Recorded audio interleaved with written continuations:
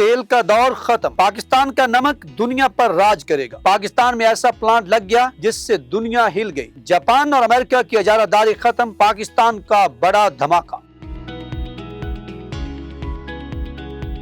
नाज़रीन, पाकिस्तान के सहरा में एक ऐसा मंसूबा शुरू हो चुका है जो सिर्फ एक फैक्ट्री नहीं बल्कि आने वाले वक्त में आलमी मईशत का नक्शा बदलने की ताकत रखता है। $3 खरब मालियत के इस मंसूबे को माहिरीन मुस्तकबिल की तवानाई का दरवाजा करार दे रहे हैं। तेल और गैस के बाद अब दुनिया एक नए दौर में दाखिल हो रही है, एक ऐसा दौर जहां तवानाई का असल खजाना जमीन के नीचे मौजूद नमक बन सकता है। अगर आप आज की दुनिया को गौर से देखें तो ताकत का तवाजुन तेजी से बदल रहा है। 2025 के इख्तिताम तक दुनिया एक तारीखी मोड़ पर पहुंच चुकी है। दुनिया भर में फरोख्त होने वाले हर 4 में से 1 गाड़ी अब इलेक्ट्रिक है। लेकिन हैरान कुन बात यह है कि इस इनकलाब की क़यादत अब अमेरिका या यूरोप नहीं कर रहे, बल्कि ग्लोबल साउथ के उभरते हुए ममालिक पुरानी टेक्नोलॉजी को पीछे छोड़कर बराह रास्त मुस्तकबिल की तरफ छलांग लगा रहे हैं। और इस आलमी शतरंज में अब सबसे अहम मोहरा पाकिस्तान बनता जा रहा है। नाज़रीन, पाकिस्तान के पास तवानाई का एक ऐसा मुतबादिल मौजूद है जो तेल और गैस के सदियों पुरानी इजारादारी को चैलेंज कर सकता है। इसी सलाहियत को इस्तेमाल करते हुए पाकिस्तान के सहरा में एक ऐसा प्लांट लगाया जा रहा है जो न सिर्फ इस मुल्क बल्कि पूरी दुनिया की मईशत को हलाक कर रख सकता है। लेकिन सवाल ये है कि आखिर ये मंसूबा किस ईंधन पर मबनी है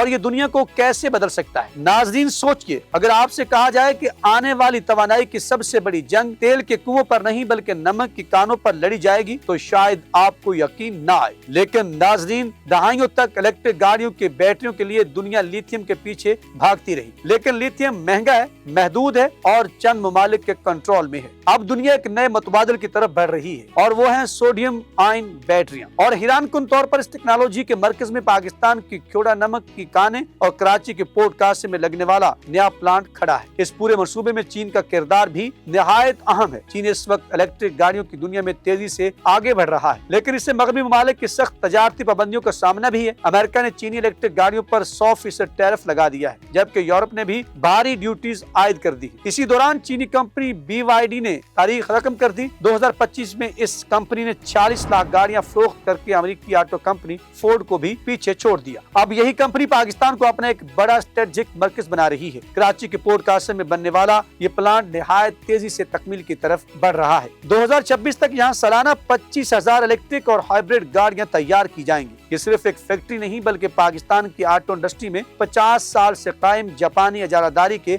खात्मे की शुरुआत भी हो सकती है। नाज़रीन, क्योंकि निसफ सदी से पाकिस्तान के ऑटो मार्केट पर सुजुकी, टोयोटा और होंडा का राज रहा है, लेकिन इस मंसूबे का असल हदफ सिर्फ पाकिस्तान की मार्केट नहीं, पाकिस्तान को एक आलमी एक्सपोर्ट हब बनाया जा रहा है, जहां से बांग्लादेश, श्रीलंका और अफ्रीका जैसे ममालिक को इलेक्ट्रिक गाड़ियां बरामद की जाएंगी। लेकिन असल कहानी गाड़ियों से भी आगे जाती है। असल ताकत छुपी है सोडियम में। जमीन में लिथियम सिर्फ 0.017% पाया जाता है, जबकि सोडियम तकरीबन 2.6% है। यानी सोडियम लिथियम से तकरीबन 1000 गुना ज्यादा दस्तयाब है। और पाकिस्तान के पास दुनिया की दूसरी बड़ी नमक की कान मौजूद है। अगर पाकिस्तान खाम नमक को सिर्फ बरामद करने की बजाय इसे बैटरी ग्रेड सोडियम कंपाउंड्स में तब्दील करना शुरू कर दे तो ये आलमी बैटरी इंडस्ट्री में एक इनकलाब बर्पा कर सकता है। सोडियम बैटरियां न सिर्फ सस्ती हैं बल्कि ज्यादा महफूज भी हैं, जबकि लिथियम बैटरियों में आग लगने के खतरात भी ज्यादा होते हैं। माहिरीन के मुताबिक आने वाले चंद सालों में सोडियम बैटरियां सोलर और विंड एनर्जी ग्रिड्स में भी बड़े पैमाने पर इस्तेमाल होंगी।